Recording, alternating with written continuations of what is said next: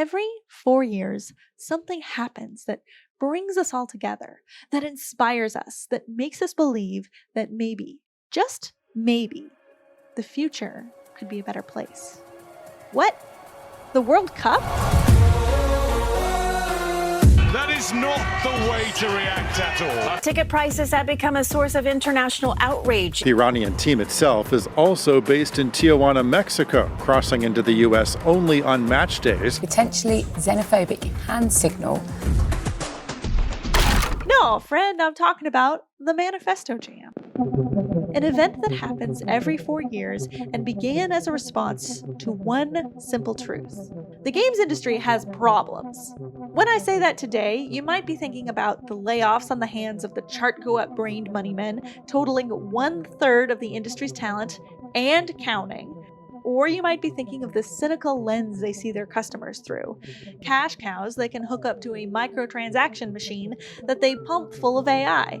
You might be thinking of your disappointment with games themselves, their topics, their design, not meeting your own vision of what games can be. There is, as you can imagine, a primal scream that we all collectively need to let out.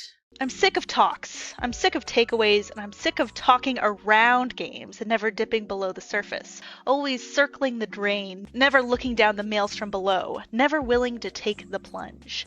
The discursive ecosystem has been overrun with grifters, clout chasers, compulsive social media posters, LinkedIn users. Oh god, the LinkedIn users. The Manifesto Jam is that primal scream. Not unlike a game jam, it's an open invitation for anyone to contribute their work. But instead of making a game, you're invited to... Right. Really right. About making, responding to, critiquing, interrogating the video game as an art form.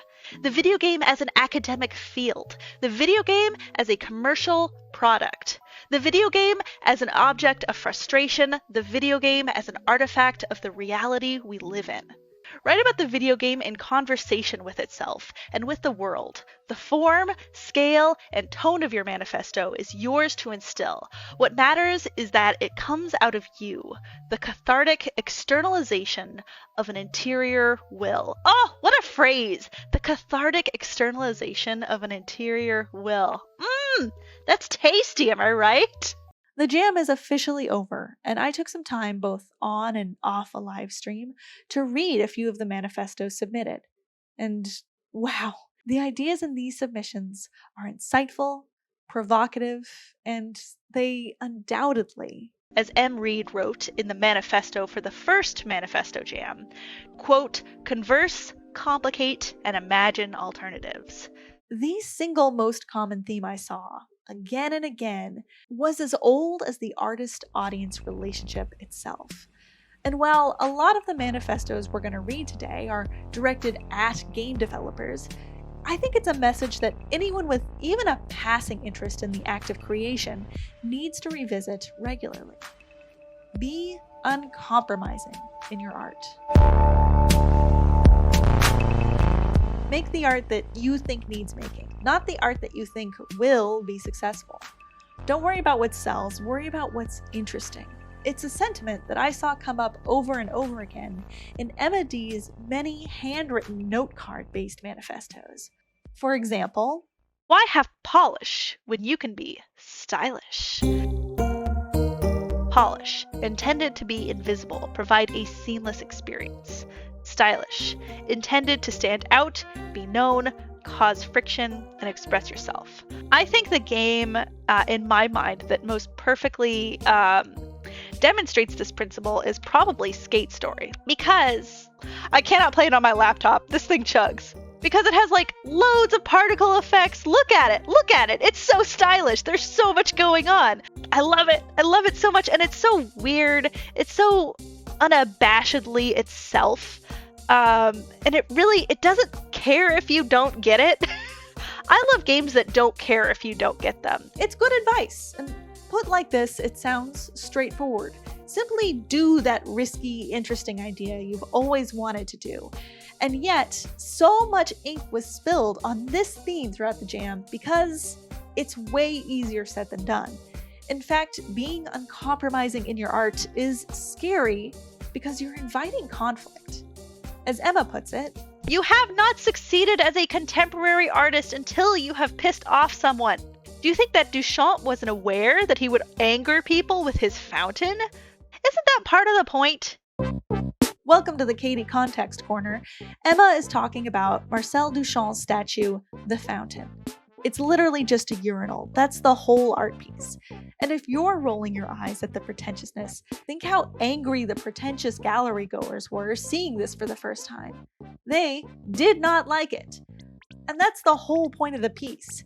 Isn't it crazy how something in or outside of a museum changes its context? It's almost like the institution and even the reaction that you're having right now are also part of the art. So yeah, Emma is 100% right when she goes on to say, in addition to all the other themes contemporary artists are exploring, they are examining history and conventions and upending them. Artists want to be provocative and piss you off. Be a little shit with your art. Piss people off. You're engaging in a time-honored tradition among greats. So how do you stay uncompromising after someone gets mad at you?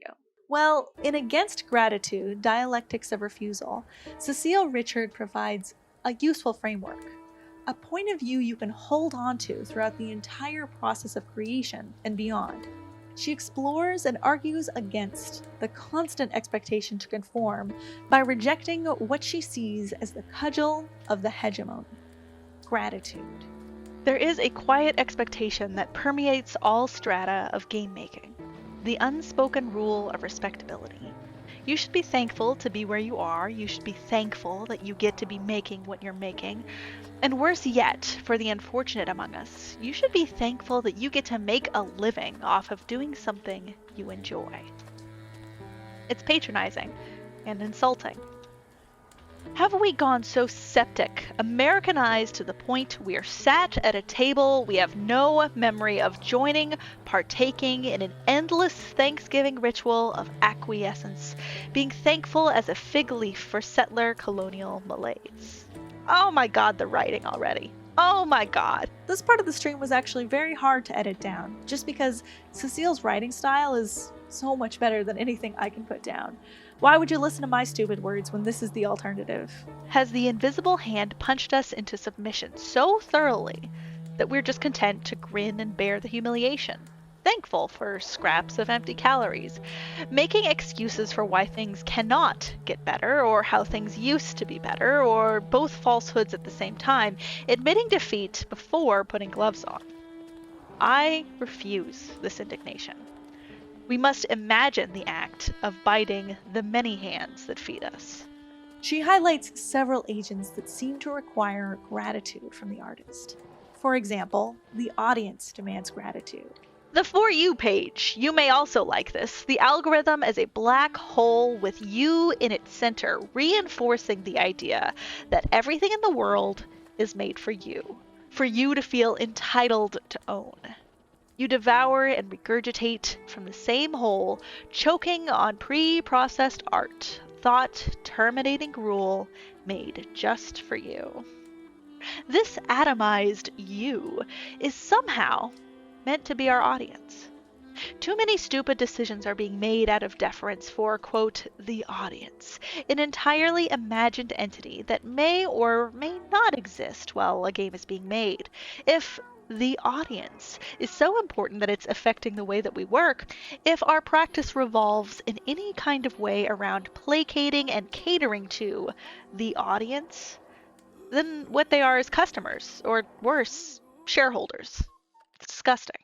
The varied funding sources the artist encounters all demand gratitude. We all have to make rent somehow, and because of that, we should be thankful for the opportunities, no matter how debasing, no matter how much they force us to contort ourselves to fit a paradigm that was meant to work for businesses and a certain class, a class you are most likely not a part of.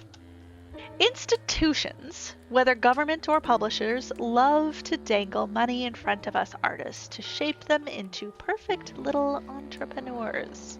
They love to ask you who the audience for your game is. They love to talk about how much they value innovation. But each new disruptive idea they greenlight is just another brick in the edifice, upholding an ever-narrowing vision of what gets to be made. This point actually sparked a lot of discussion in the chat. Yes, absurdity. You know what it reminds me of? It reminds me of my loathing for the expectation that when somebody, like when a bank gives you a loan or when you borrow money, you should be thankful to them. You owe them interest now. You know what I mean?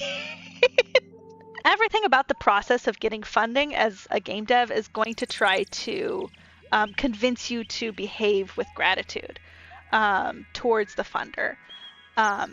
But maybe you don't need to be doing that. You'll note on this instant replay that Pepper the dog is doing some praxis here by pointedly not saying thank you for these treats. Good girl. The final group Cecile notes as requiring gratitude from the artist is not a group or an organization, it's success stories themselves. A commercial success story is the worst thing that can happen to a scene. Thinking about the indie horror scene when I read that immediately.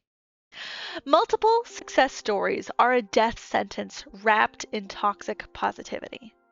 Institutions love success stories. They extract as much capital, cultural or otherwise, from them as they can, parade them around as examples to follow, flattening all possibilities into a single normative pipeline that sublimates milquetoast neoliberal dreams. You're meant to believe that commercial success somehow trickles down, and any insinuation of the contrary may forever turn the taps off.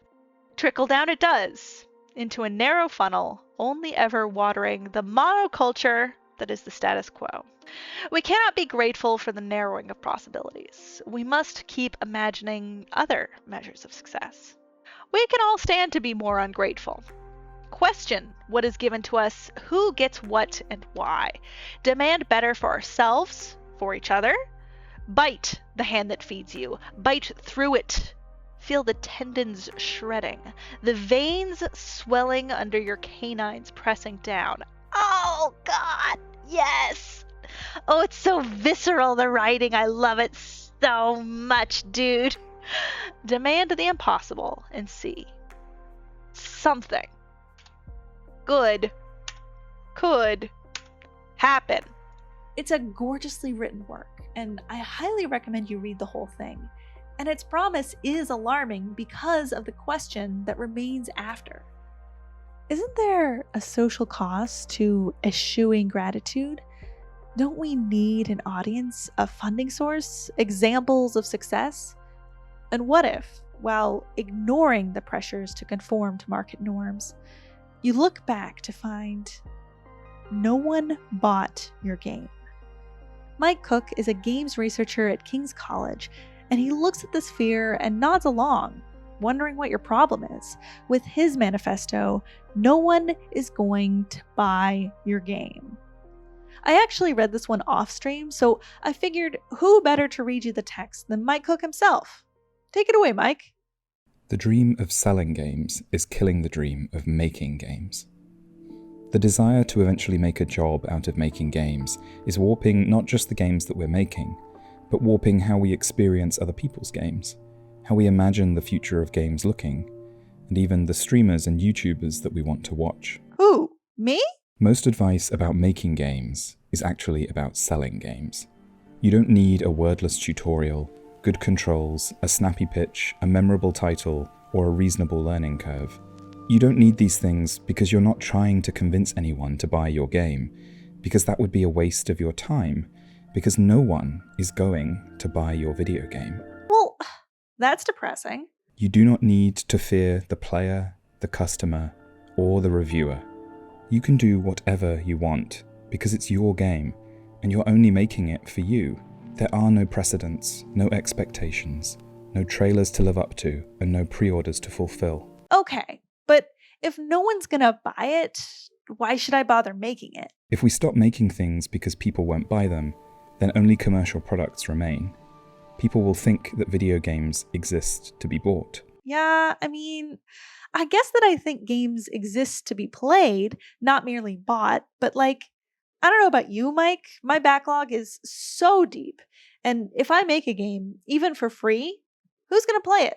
I'm just adding another game on the pile. There are not enough games. Mike, there are over 100,000 games on Steam right now.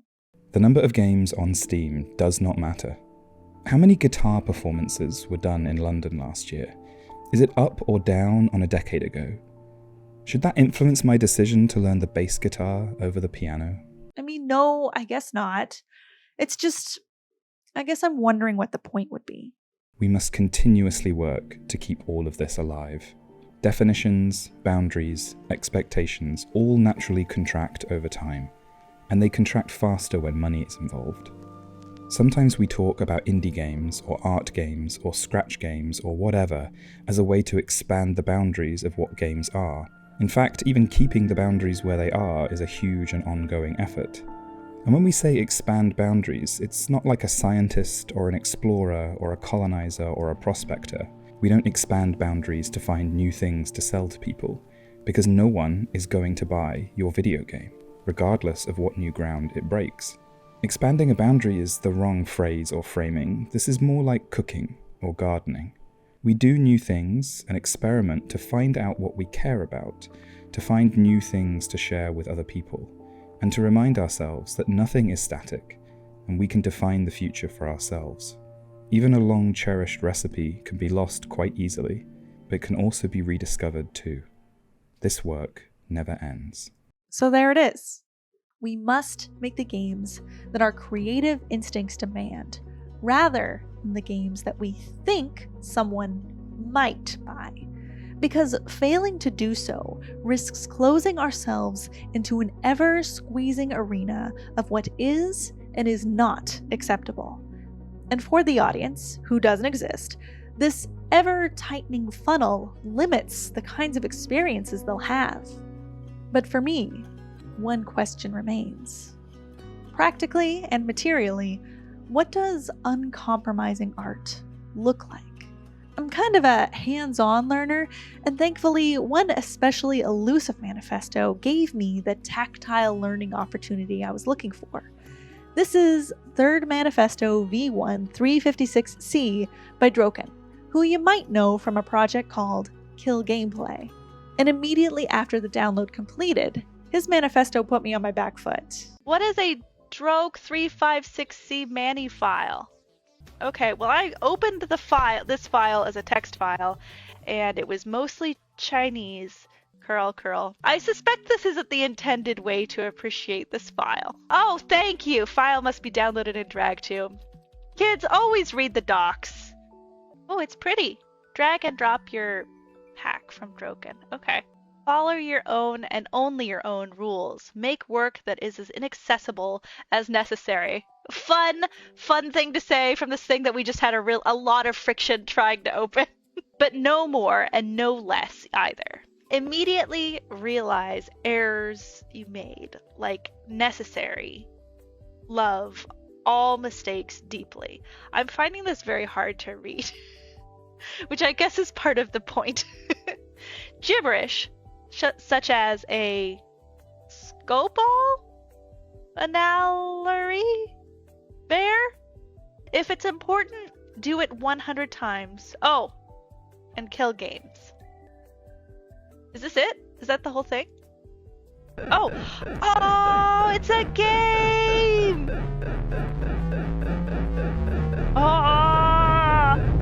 This is great. The actual text of the work contains more insights than merely be uncompromising. These are practical tips on what uncompromising looks like. Repetition, revision, sometimes raw nonsense. Analory? Bear? But the form of the manifesto is just as instructional as the content. File types, reading docs, no WASD to indicate that this is in fact playable, and finishing by literally bashing my little Pac-Man head against a wall over and over. Playing this manifesto is filled with friction. It doesn't just talk the talk, and it doesn't just walk the walk. It handed me a walking stick and said, I think there might be a path around here somewhere. Good luck! And when I found that path, it was exciting. This moment at the end where the music starts, there's this sense of crescendo that something will happen when the last letter disappears. The air gets heavier and heavier as each character makes its exit more and more slowly. And despite the minor key, I'm reminded that something good could happen. And the last character goes, and the screen goes dark. Nothing happens. Nothing happens because this black screen, this blank slate, is the empty spot where every possible game that could be made lives. And it's to us to fill this space with something stylish, something ungrateful, something uncompromising. New game, score 0. Thank you so much for watching! If you'd like to see the whole stream VOD, there's a link in the description, which was great and all, but the real meat is in going to the jam submission page yourself and clicking on a random manifesto that catches your eye. Read the words for yourself. I've left so much undiscovered. The stream itself was a lot of fun, and it inspired me to start a regular philosophy study stream. It's been going really well, actually. What you mean was eradicating shitty behaviors and opinions from your soul feels like the most masculine thing you've ever done. Interesting. The act of annihilation. We have a solid crew of fun and interesting weirdos. Laudatory. So if you think you're our kind of nerd, please drop by. Fridays at 11 a.m. Pacific. If you, like me, are watching the games industry just absolutely implode with massive layoffs and feeling helpless, well, you don't need to feel helpless. The Game Workers Hardship Fund is an as-needed aid program run by the United Video Game Workers. It's a great union, and every time I get to talk to one of the members about it, it's always a delight, and I'm so struck by just how fired up they are. You can donate directly, sure, but I can do you one better. For a minimum donation of $10, you can pick up the Game Workers Hardship Bundle on itch.io. It's 127 games. No, I know, it's insane. 127. And there's some heavy hitters in there too. A Short Hike, Skatebird, Neurocracy is a fictional Wikipedia-based mystery game, and the game on the screen right now is also in the bundle. And it's all only $10. It's one of those rare opportunities where getting a giant pile of games is the same thing as doing a good deed. Link in the description. Speaking of cash money, I need to thank the brave and generous people who decided to support me as my patrons. I love you guys so much, and I'm having a lot of fun being uncompromising in my own art as I keep experimenting with these shorter off-brand videos. And you are the ones I have to thank for the opportunity. So, thank you. I love my patrons so much that I like to wish them a happy birthday when I can. And it's my pleasure to do so right now!